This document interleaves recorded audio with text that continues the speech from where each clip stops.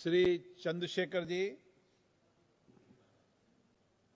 धन्यवाद अध्यक्ष जी। मैं आपका आभारी हूं कि आपने प्राइवेट बिजनेस रेजुलेशन संकल्प पर मुझे अपनी बात रखने का अवसर दिया। अध्यक्ष जी, मैं मिडिल क्लास फैमिली से आता हूं। मेरे पिताजी प्राइमरी स्कूल में हेडमास्टर थे। गरीबी मैंने लोग लिखा होता है कि देख के आए, सुनिए, मैंने तो अपने जीवन में इसका अनुभव किया सर। एक ऐसी बहुत बड़ी दुनिया है जो जिनके सपनों में ही हवाई जहाज है कि वो कभी हवाई यात्रा करेंगे। और मुझे आदत है सर, मैं कोशिश करता हूं लोगों से जानने की, तो बड़ी बड़ी रैलियों में, छोटी मीटिंगों में महिलाओं से, पुरुषों से पूछता हूं कि हवाई जहाज का सफर किया है क्या, तो गर्दन नीचे कर लेते हैं। फिर पूछता हेलीकॉप्टर किया, तो भी गर्दन नीचे कर लेते हैं। तो फिर ऐसा एहसास होता है कि इस देश की एक बहुत बड़ी आबादी, 80-85% आबादी, जिसके सपनों में ही हवाई जहाज, वो हवाई जहाज का सफर कभी कर पाएगा नहीं कर पाएगा। शायद जैसे पैदा हुआ जिस स्थिति में, बहुत बड़ी आबादी तो उसी स्थिति में चली भी जाती है। प्रधानमंत्री जी ने एक सपना दिखाया, उस सपने को लेकर के बहुत लोगों के मन में विश्वास पैदा हुआ। और मुझे ऐसा लगा, एक पिक्चर भी आई थी सर, सिरफिरा, उसमें अक्षय कुमार सर बहुत सस्ते दामों में हवाई जहाज चला लेता है। मैं मंत्री जी से कहूंगा कि उन्हीं से सीख ले कि कम से कम वो इतने बड़े पैमाने पे जो जनता है उनके जीवन में कुछ पल खुशी के दे पाए। अध्यक्ष जी, मैं बिहार जा रहा था, पटना में। आपके लिए वहां इन्होंने एक यात्रा निकाल के माहौल खराब किया था गिरिराज सिंह जी ने, उसी को रोकने के लिए जा रहा था सर। तो मेरे साथ एक दिल्ली के द्वारका के सज्जन बैठे थे, गोयल जी। जब चर्चा हुई तो मैंने उनसे पूछा कि सर कहां आप, कैसे? तो उन्होंने कहा हमें जाना तो कुंभ में था सर। मैं बिल्कुल स्पष्ट सच बात बताऊंगा सर, मैं राजनीति नहीं करता सब चीजों पे, मगर इसलिए नहीं जा पा रहे क्योंकि मेरी पत्नी जाना चाहती थी, मगर बजट में नहीं आ रहा है, हमारे बजट से बाहर हो रहा है। तो हमने कैंसिल कर दिया अपना प्रोग्राम। कहां पे? कुंभ जाने का। तो ट्रेन से चल जाते, हम भी तो ट्रेन से गए सर। ट्रेन में तो 7-7 घंटे का वो था, वेटिंग थी सर। आप तो यंग आदमी है, वो बुजुर्ग लोग कहां, रिटायर आदमी है सर, वो कहां से बेचारा करता। सर ये आप ही की सरकार में बताइए ना कि ट्रेन से जाना पड़ रहा है। आपको अपने ऊपर सोचना चाहिए भाई कि आप एमपी हैं और आपके परिवार के लोग बेचारे ट्रेन से जा रहे हैं। कौन सी वो वीआईपी कल्चर कहां गया सर? वो सब परेशान थे, तो मैंने आके यहां आवाज उठाई, मंत्री जी को पकड़ा। मंत्री जी खड़े बैठे यहां कि भैया आप तो यंग आदमी हो, तो रोको इसको, इससे गलत हो रहा है। और मैं धन्यवाद दूंगा कि इन्होंने तत्काल अगले ही दिन मैंने खबर पढ़ी कि हवाई किराए में जो कुंभ जा रहे थे प्रयागराज, उसमें 30-40% की कटौती की गई। यानी कि जो 50-60 हजार रुपए हो रहा था उसको कम करके 25-30 हजार रुपए तक किया गया। ये तब हुआ, ये गवाह बैठे हैं मंत्री जी इस बात के। ये क्या कह रहे हैं? ये गंभीर बात पूछ लो सर, आप पूछ लो, कम करा सकते हो, पूछ लो। आप ये पूछो, मैंने इनसे कहा नहीं कहा। और ये अगर ये इनके हाथ में था तो फिर कैसे हुआ सर, ये भी मंत्री जी बता सकते हैं। तो सर मेन क्या है, बहुत, क्योंकि सरकारी नौकरियां तो सर 2% है, 98% प्राइवेट सेक्टर है। तो जो प्राइवेट जॉब करता है, जैसे एक्स कोई बेंगलुरु में निखिल और सुरभि वहां जॉब करते हैं और अपने घर आना चाहते हैं सर, एयरपोर्ट पे आ जाओ। आ रहा हूं सर, आ रहा हूं सर, करवा दो मंत्री जी से कह के, तो बहुत आसान हो जाए सर। तो सर वो अगर आना चाहते हैं और उन्होंने अपने, क्योंकि जितनी सैलरी है, सैलरी रोज नहीं बढ़ रही है सर उनकी, तो उन्होंने बजट बनाया हुआ है। इस आने और जाने में अक्सर उनको बड़ी परेशानी का सामना करना पड़ता है। ये वो लोग हैं जो जिनकी संख्या बहुत ज्यादा है सर। फ्लाइट अगर लेट हो जाए तो कई घंटे आपको एयरपोर्ट पे इंतजार करना पड़ेगा। कई बार 2-2 फ्लाइट ले जाती, बैठने की व्यवस्था भी नहीं रहती।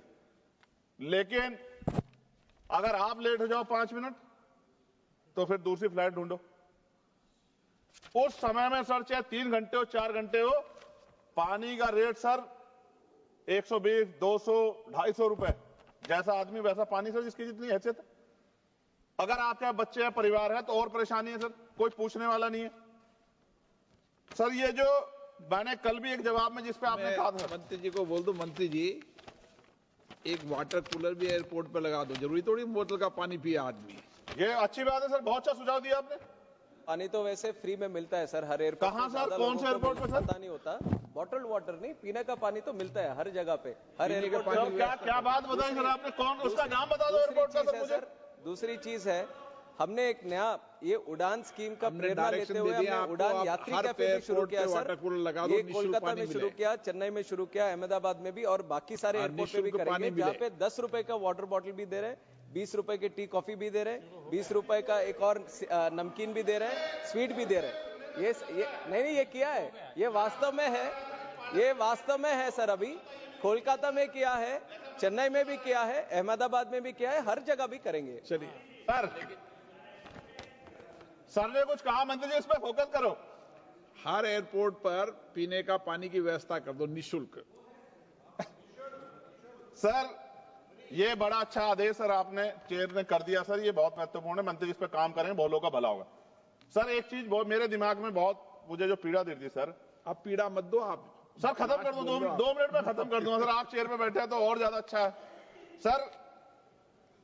जैसे हमने बोलना है, इसमें लिखा गया दिया गया था कि अगर समय से पहले कराते हैं तो टिकट सस्ते होते हैं, और समय के साथ करा देते हैं तो टिकट महंगे होते हैं। ये अच्छी बात है सर, कुछ ही घंटों में ना तो सीट की संख्या बढ़ती, ना स्टाफ पे कोई प्रेशर आता, ना ही कोई ज्यादा माल आता, लेकिन रेट बहुत बढ़ जाते हैं।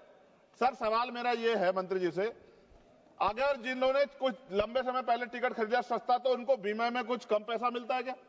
या जिन्होंने महंगा टिकट खरीदा उनको अगर कोई दुर्घटना हो जाए सर, कुदरत ना करे हो, तो क्या ज्यादा पैसा मिलेगा क्या? ये जो पैसा तो बढ़ता है, लेकिन क्या इससे उसकी वैल्यू भी बढ़ती है क्या sir? Lower cap upper cap sir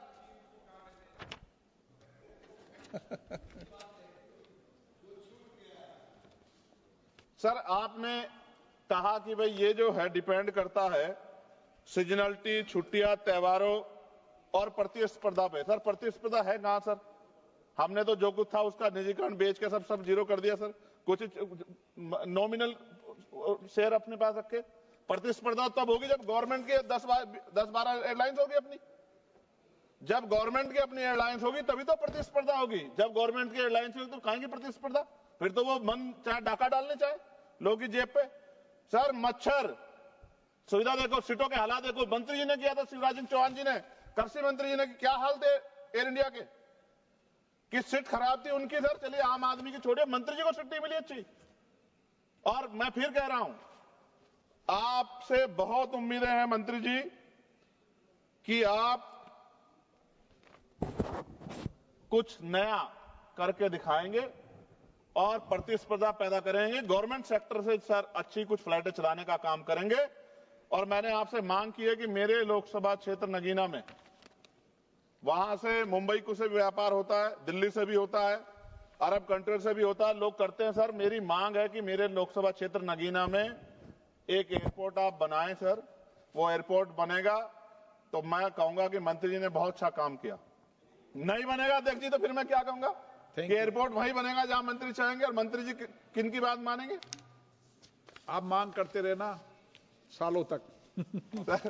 मैं सालों साल इसलिए मांग करता रहूंगा अध्यक्ष जी कि जो लोग मुझे सुनते हैं उनको ये पता लगे कि सरकार सुनती शांति नहीं है। सरकार मांग तो आदमी कर देता है, लेकिन सरकार ध्यान उनका रखती है जो उनके चहेते होते हैं। सरकार सबका ध्यान नहीं रखती, ये बात मेरे लोगों को पता लग जाए। थैंक यू सर एक आखिरी में खत्म कर 30 सेकंड में सर इसमें जो जॉब्स है सर, अब ये गाइडलाइन है सर सुप्रीम कोर्ट की और डीओपीटी की भी, 45 दिन से ज्यादा पे पक्की नौकरी। सर ये कहां है पक्की नौकरी? ये पक्की नौकरी में, क्योंकि पक्की नौकरी देते हुए SC ST OBC को रिजर्वेशन देना पड़ता है सर, तो इसलिए हजारों लोग जॉब कर रहे हैं सर एयरपोर्ट पे। आप डाटा सर, आप तो गार्जियन है हमारे, डाटा देखो सर, मगर SC ST OBC के लोगों को कहां उनमें रिजर्वेशन का लाभ मिल रहा है? ये तो एक तरह से उनके अधिकारों पर डाका डालना हुआ ना सर। इसलिए मैं मंत्री से मांग करूंगा कि सबका ध्यान रखते हुए और नियम, कायदे, कानून, यानी कि संविधान ने जो शक्ति दी उसके आधार पर आगे बढ़े, देश का नाम रोशन करें। मैं आपका अध्यक्ष जी बहुत बहुत धन्यवाद करता हूं कि आपने मुझे मौका दिया। जय भीम।